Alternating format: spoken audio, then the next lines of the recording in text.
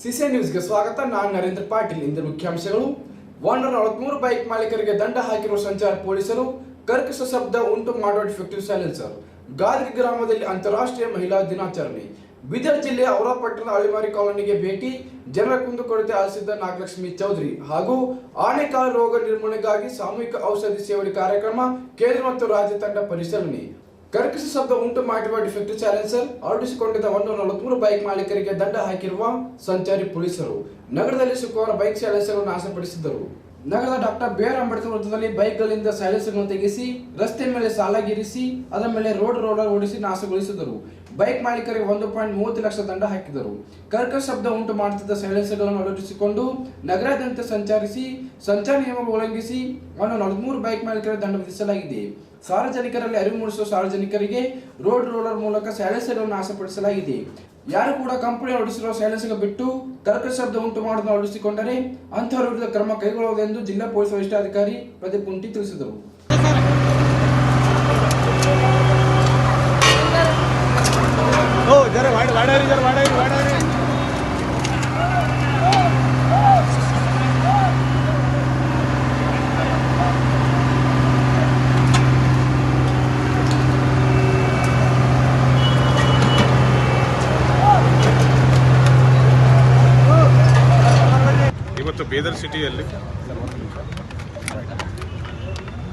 ಇವತ್ತು ಬೀದರ್ ಸಿಟಿಯಲ್ಲಿ ಬೀದರ್ ಸಂಚಾರ ಪೊಲೀಸರು ಒಂದು ಕಾರ್ಯಾಚರಣೆ ನಡೆಸಿದ್ದಾರೆ.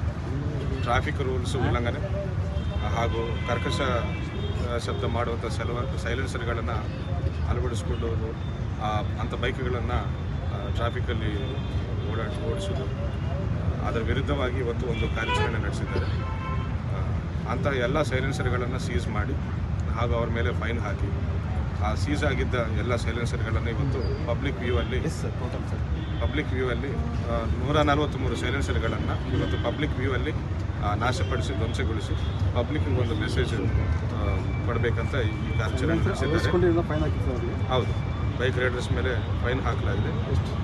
ಟೋಟಲಿ 1,30,000 ಒಂದೂವರೆ ತಿಂಗಳಲ್ಲಿ ಕೇವಲ ಇದೇ ಒಂದು ಸೈಲೆನ್ಸರ್ ವಿಷಯದಲ್ಲಿ 1,30,000 ಫೈನ್ ಕಲೆಕ್ಟ್ ಮಾಡಿದ್ದೇವೆ. ಹಾಗೂ ಇವತ್ತು ಪಬ್ಲಿಕ್ ವ್ಯೂದಲ್ಲಿ ಈ ರೀತಿ ನಾವು ಧ್ವಂಸಗೊಳಿಸುವ ಕೆಲಸ ಯಾಕೆ ಮಾಡಿದ್ದೇವೆ ಅಂದರೆ ಒಂದು ಸಂದೇಶ ಕೊಡಬೇಕು ಪಬ್ಲಿಕ್ಗೆ. ಈ ರೀತಿ ಸೈಲೆನ್ಸರ್ಗಳನ್ನು ಯೂಸ್ ಮಾಡಿ ನ್ಯೂಸೆನ್ಸ್ ಮಾಡೋದು, ಬೇರೆಯವರಿಗೆ ತೊಂದರೆ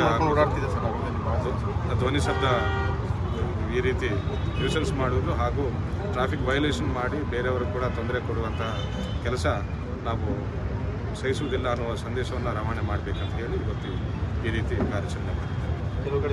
ಬೀದರ್ ತಾಲೂಕಿನ ಗಾದಿ ಗ್ರಾಮದಲ್ಲಿ ಅಂತಾರಾಷ್ಟ್ರೀಯ ಮಹಿಳಾ ದಿನಾಚರಣೆಯನ್ನು ಮಾಡಲಾಯಿತು. ಈ ಸಂದರ್ಭದಲ್ಲಿ ಮಹಿಳೆಯರಿಗೆ ಶಾಲು ಹೊದಿಸಿ ಅವರಿಗೆ ಹಣ್ಣು ಹಂಪಲು ನೀಡಿ ಸನ್ಮಾನಿಸಲಾಯಿತು.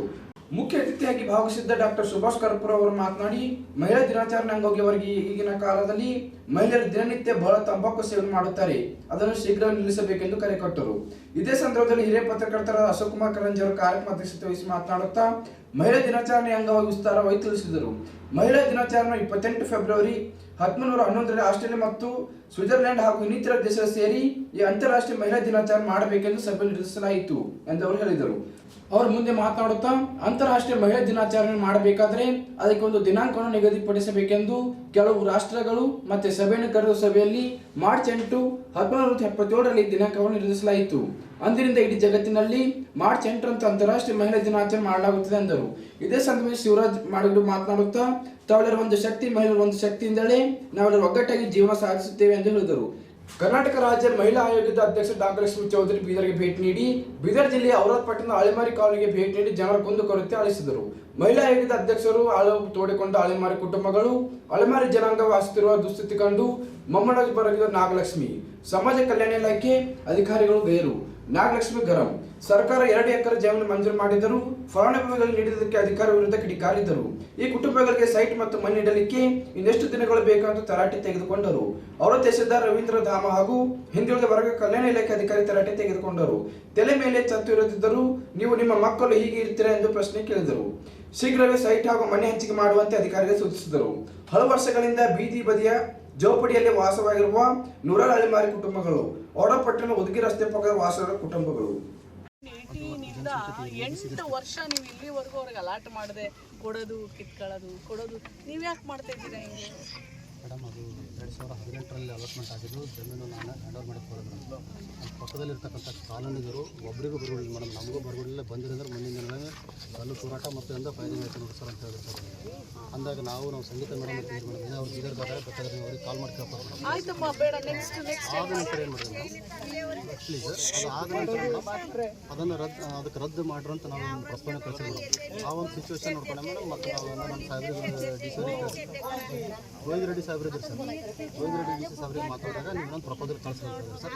ಅವ್ರ ಮಾನ್ಯ ಜಿಲ್ಲಾಧಿಕಾರಿಗಳು 2022ರಲ್ಲಿ ಅದಾದ್ಮೇಲೆ ಏನಾಯ್ತು? ಮಂಜೂರು ಮಾಡಿದ್ರು. ನಾವು ಈಗಾಗಲೇ ನಮ್ಮ ಸಂಬಂಧಪಟ್ಟಂಥ ಇವರಿಗೆ ಹ್ಯಾಂಡ್ ಓವರ್ ಮಾಡಿದ್ದೀನಿ. ಸರ್ವೆ ಮಾಡಿಸಿ ಈಗಾಗಲೇ ನಾನು ಡಿ ಸಿ ಆಫೀಸರ್ಗೆ ಅಲ್ಪಸಂಖ್ಯಾತ ಕಲ್ಯಾಣಾಧಿಕಾರಿಗೆ ನಾನು ಅವರಿಗೆ ಹ್ಯಾಂಡ್ ಓವರ್ ಹಸ್ತಾಂತರಿಸಲಾಗಿದೆ. ಇದು ನನ್ನ ಸರಿ ಇದು ಅವ್ರು ಮತ್ತೆ ಮುಂದಕ್ಕೆ ಕೊಟ್ಟಾದ ನಂತರ ಇವರು ಮುಂದಿನ ಪ್ರಸ್ತಾವನೆ ಅಂದರೆ ಮಾಡಲಿಲ್ಲ. ಎಸ್ಟಿಮೇಷನ್ 2 ವರ್ಷ ಬೇಕು. ಎಸ್ಟಿಮೇಟ್ ಸಲ ಕಳಿಸಿದ್ರು ಮೇಡಮ್. 2 ವರ್ಷ ಬೇಕು ಅವ್ರು ಮಾಡಿಕೊಟ್ಟಿದ್ರು ಮೇಡಮ್. ಅಂದ್ರೆ ನೀವೇನ್ ಮಾಡ್ತಾ ಇದ್ದೀರಾ? ಫಾಲೋ 2 ವರ್ಷ ಬೇಕಾ ನಿಮ್ಗೆ? ಸರ್ಕಾರ ಜಮೀನ್ ಕೊಟ್ಟ ಮೇಲೆ ನೀವು ಅದನ್ನೆಲ್ಲ ರೆಡಿ ಮಾಡಿ ಅವ್ರಿಗೆ ಕೊಡಕ್ಕೆ 2 ವರ್ಷ ಬೇಕಾ? ನಾನ್ ಬರ್ಬೇಕಾ ಇಲ್ಲಿಗೆ? ಯಾವಾಗ ಬಂದ್ರಿ ಸರ್ ಇವರು 2023ರಲ್ಲಿ ಅಂದ್ರೆ 22ಕ್ಕಾದ್ಮೇಲೆ 1 ವರ್ಷ ತಗೊಂಡ್ರಿ ಪ್ರಸ್ತಾವನೆ ಸಲ್ಲಿಸಲಿಕ್ಕೆ. ನನಗೆ ಅವೆಲ್ಲ ಬೇಡಪ್ಪ. ಏನಿಂದ್ರ ನಿಮ್ಮ ಹೆಸರು? ಮಲ್ಶೆಟ್ಟಿ ಅವರೇ, ರವೀಂದ್ರ ಅವರೇ, ಎಷ್ಟು ದಿನ ಬೇಕು ಅವರಿಗೆ? ಎಸ್ಟಿಮೇಟ್ ಕಾಪಿ ಇದು ನಾನು ಎಸ್ಟಿಮೇಟ್ ತೊಗೊಂಡು ನಾನು ಬರ್ತೀನಿ ಮೇಡಮ್.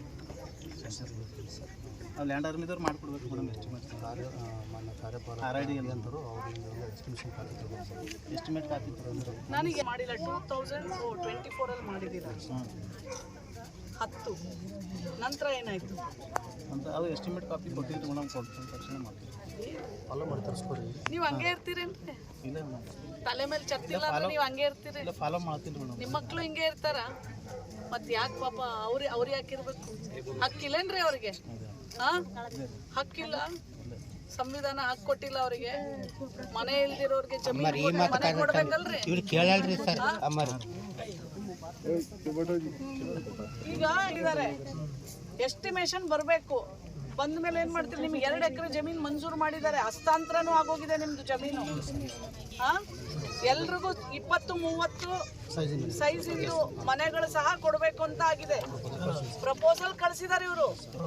ಬಟ್ ಅಲ್ಲಿಂದ ಏನ್ ಬಂದಿಲ್ಲ ನಿಮಗೆ? ಈ ಸಂಬಂಧಪಟ್ಟಂತೆ ಮನೆಗಳು ಕಟ್ಟಡ ಆಗಬೇಕಾದ್ರೆ ಅದು ಬಜೆಟ್ ರಿಲೀಸ್ ಮಾಡಿದ ನಂತರ ಮುಂದಿನ ಡಿ.ಸಿ ಅಧ್ಯಕ್ಷತೆ ಕಮಿಟಿ ಇದೆ ಸರ್. ಕೊಡ್ತಾರಾ? ತಾಯಿ ಕಾರ್ಡ್ ಎಲ್ಲ ಮಾಡಿದ್ದಾರೆ? ಅವೆಲ್ಲ ರೆಡಿ ಮಾಡ್ಕೊಡ್ತೀವಮ್ಮ. ಏನೇನಿಕ್ಕಿಲ್ಲ ಎಲ್ಲ ಕಾಯ್ತ್ರಿ ಮೇಡಮ್ ಮಾಡ್ಕೊಟ್ಟಿದ್ದೆ. ನಮ್ಗೆ ಕಾಯ್ತ್ರಿ ಮೇಡಮ್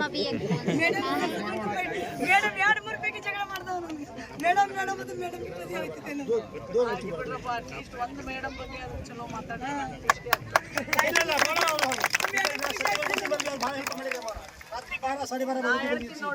ಒಳ್ಳೆ ಕೆಲಸ ಮಾಡ್ರೆ ಸರ್ಕಾರದಲ್ಲಿ ಕೆಲಸ ಮಾಡೋರಿಗೆ ಕಮಿಟ್ಮೆಂಟ್ ಬೇಕು. ಇದು ನಂದು ಜನ, ಇದು ನನ್ನ ಜನ, ಇದು ನನ್ನ ನೌಕರಿ ಅದ. ನಾ ತಿನ್ನೋ ಊಟ, ನಾನು ಇರೋ ಮನೆ, ನನ್ನ ಮಕ್ಳಿಗೆ ಕೊಡೋ ಎಲ್ಲನೂ ಆ ಸಮುದಾಯದ ಏಳಿಗೆಗೆ ಬಂದು ಆ ಜಾಗದಲ್ಲಿ ಸರ್ಕಾರ ಒಂದು ನೌಕರಿ ಕೊಟ್ಟಿದೆ.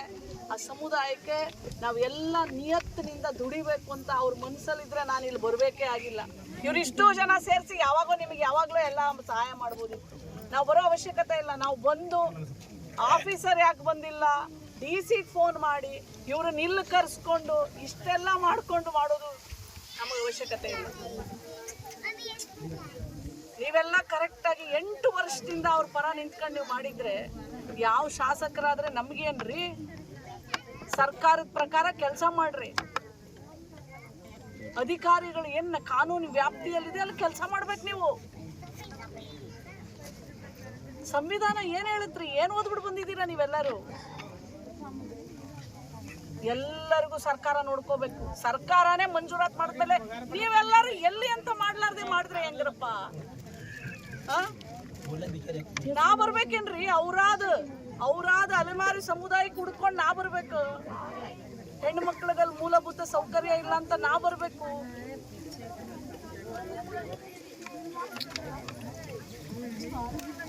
ಮೇಡಮ್ ಇದು OBC ವರ್ಗ ಯಾಕೆ ಬಂದಿಲ್ಲ? ಯಾಕೆ ಬಂದಿಲ್ಲ? ಅದೇನು ಮೇಡಮ್ ಹೇಳಿದ್ದೀನಿ ಮೇಡಮ್. ಯಾಕೆ ಬಂದಿಲ್ಲ? ಯಾಕೆ ಬಂದಿಲ್ಲ? ಡಿಸಿಗೆ ಫೋನ್ ತಗೊಳ್ರಿ. ರವಿ ಎಲ್ಲಿದ್ದೀರಿ ಬರ್ರಿ. ಯಾರದು? SC/ST office.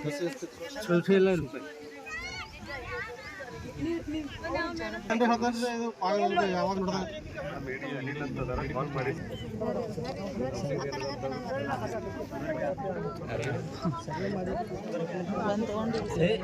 ನನಗೆ ಡೀಟೇಲ್ಸ್ ಕೊಡ್ರಿ. ಫೈಲ್ ಎಲ್ರಿ? ನೀವು ಫೈಲ್ ಇಲ್ಲ ನಿಮಗೆ ಅಪ್ಪ ಇವನಿಗೆ ರೂಢಿ ಆಗ್ಬಿಟ್ಟಿದೇನ್ರಿ? ಹೆಂಗೆ ಏನ್ ತಿಳ್ಕೊಂಡಿದ್ದೀರಾ ನೀವು? ಅಲ್ಲಪ್ಪ, ನಾ ಬೆಂಗಳೂರಿಂದ ಗುಲ್ಬರ್ಗಕ್ಕೆ ಬಂದು, ಗುಲ್ಬರ್ಗದಿಂದ ಬಿಜಾಪುರಕ್ಕೆ ಬಂದು, ಬಿಜಾಪುರಿಂದ ಬೀದರ್ಗೆ ಬರ್ತೀನಿ. ನೀವು ಇಲ್ಲಿರೋ ಆಫೀಸರ್ಗಳು ಒಬ್ರು ಬರೋದಿಲ್ಲ ಅಂತಂದ್ರೆ ಹೆಂಗಪ್ಪ ಇದು?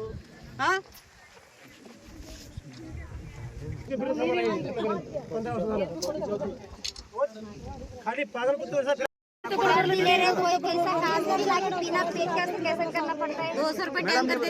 ಯಾರ ಬಂದ್ರೆ ಅವ್ರು CM ಏನ್ ಮಾಡ್ತಾರಂದ್ರೆ ಬೇರೆ ಕಳಿಸ್ತಾರೆ ಮೇಡಮ್.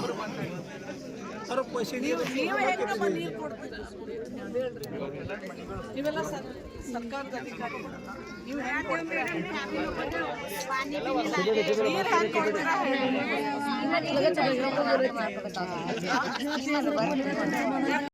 ನಾನಿಲ್ಲಿ ಅಲೆಮಾರಿ ಸಮುದಾಯಕ್ಕೆ ಬಂದಿದ್ದೀನಿ.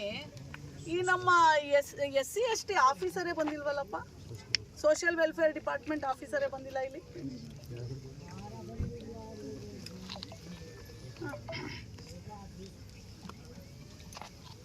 ತಹಶೀಲ್ದಾರ್ ಇದ್ದಾರೆ, ತಹಶೀಲ್ದಾರ್ ನನ್ನ ಜೊತೆ ಇದ್ದಾರೆ, ಆಮೇಲೆ BCM ಅವ್ರು ಇದ್ದಾರೆ. ಬಟ್ SC/ST ಅವ್ರು ಇರ್ಬೇಕಲ್ಲ, ಸೋಷಿಯಲ್ ವೆಲ್ಫೇರ್ ಅವ್ರು ಇರ್ಬೇಕಲ್ವಾ?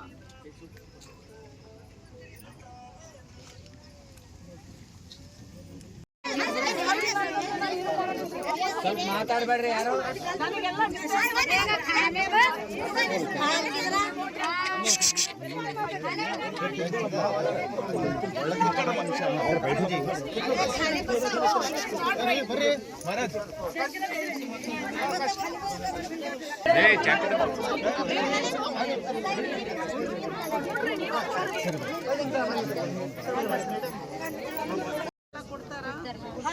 ತಾಯಿ ಕಾರ್ಡ್ ಎಲ್ಲ ಮಾಡಿದ್ದಾರೆ. ಅವೆಲ್ಲ ರೆಡಿ ಮಾಡ್ಕೊಡ್ತೀವಮ್ಮ. ಏನೇನಿಕ್ಕಿಲ್ಲ ಎಲ್ಲ ಕಾಯ್ತ್ರಿ ಮೇಡಮ್ ಮಾಡ್ಕೊಟ್ಟಿದ್ದೆ. ನಮ್ಗೆ ಕಾಯ್ತ್ರಿ ಮೇಡಮ್ 2-3 ಪೈಕಿ ಜಗಳ ಮಾಡ್ದವ್ ಮೇಡಮ್ ಅಂತ ಮೇಡಮ್ ಬಿಡ್ರಪ್ಪ, ಅಟ್ಲೀಸ್ಟ್ ಒಂದು ಮೇಡಮ್ ಬಗ್ಗೆ ಅದು ಚಲೋ ಮಾತಾಡ್ತಾರೆ.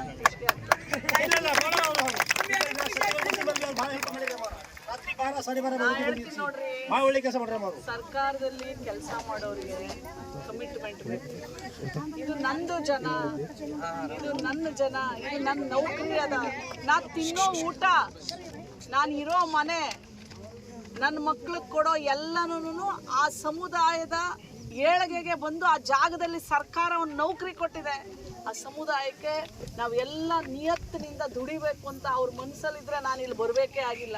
ಇವರಿಷ್ಟು ಜನ ಸೇರಿಸಿ ನಿಮಗೆ ಯಾವಾಗಲೂ ಎಲ್ಲ ಸಹಾಯ ಮಾಡ್ಬೋದಿತ್ತು. ನಾವು ಬರೋ ಅವಶ್ಯಕತೆ ಇಲ್ಲ. ನಾವು ಬಂದು ಆಫೀಸರ್ ಯಾಕೆ ಬಂದಿಲ್ಲ, DC ಫೋನ್ ಮಾಡಿ ಇವ್ರನ್ನ ಇಲ್ಲಿ ಕರೆಸ್ಕೊಂಡು ಇಷ್ಟೆಲ್ಲ ಮಾಡ್ಕೊಂಡು ಮಾಡೋದು ನಮಗೆ ಅವಶ್ಯಕತೆ ಇಲ್ಲ. ನೀವೆಲ್ಲ ಕರೆಕ್ಟಾಗಿ 8 ವರ್ಷದಿಂದ ಅವ್ರ ಪರ ನಿಂತ್ಕೊಂಡು ನೀವು ಮಾಡಿದ್ರೆ ಯಾವ ಶಾಸಕರಾದ್ರೆ ನಮಗೇನ್ರಿ? ಸರ್ಕಾರದ ಪ್ರಕಾರ ಕೆಲಸ ಮಾಡ್ರಿ. ಅಧಿಕಾರಿಗಳು ಏನು ಕಾನೂನು ವ್ಯಾಪ್ತಿಯಲ್ಲಿದೆ ಅಲ್ಲಿ ಕೆಲಸ ಮಾಡ್ಬೇಕು. ನೀವು ಸಂವಿಧಾನ ಏನ್ ಹೇಳುತ್ರಿ? ಏನ್ ಓದ್ಬಿಟ್ಟು ಬಂದಿದ್ದೀರಾ ನೀವೆಲ್ಲರೂ? ಎಲ್ಲರಿಗೂ ಸರ್ಕಾರ ನೋಡ್ಕೋಬೇಕು. ಸರ್ಕಾರನೇ ಮಂಜೂರಾತ್ ಮಾಡಿದ್ಮೇಲೆ ನೀವೆಲ್ಲರೂ ಎಲ್ಲಿ ಅಂತ ಮಾಡ್ಲಾರ್ದೆ ಮಾಡಿದ್ರೆ ಹೆಂಗ್ರಪ್ಪ? ನಾ ಬರ್ಬೇಕೇನ್ರಿ? ಅವ್ರಾದ ಅಲೆಮಾರಿ ಸಮುದಾಯಕ್ಕೆ ಹುಡ್ಕೊಂಡು ನಾ ಬರ್ಬೇಕು. ಹೆಣ್ಣು ಮಕ್ಕಳಿಗಲ್ಲಿ ಮೂಲಭೂತ ಸೌಕರ್ಯ ಇಲ್ಲ ಅಂತ ನಾ ಬರ್ಬೇಕು.